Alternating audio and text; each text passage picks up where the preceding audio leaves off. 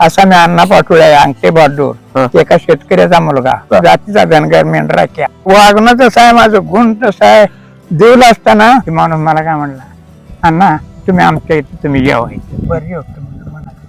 मग जेवलो गेलो, मी उठलो, चुलीपाशी गेलो. हा. आज स्वयंपाक करतो मालकी, त्या चुलीपाशी गेलो. गेलो आणि मावशी म्हणला तर आम्ही चलतो.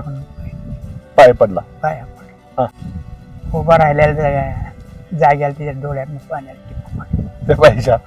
बर. एवढं पलवून माझ्या झाल्यानं आणत्यात वर्षाला कोण नाही कोण मोठा.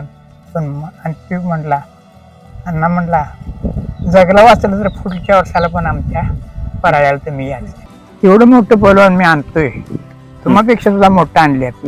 पण माझ्या मालकीनला जातो मावशी म्हणून सांगाय कोण भडवा आला नाही. म्हणलं सोन्याचा घास गाठल्यात. बरोबर की. अशी ही माझी वागण्याची पद्धत.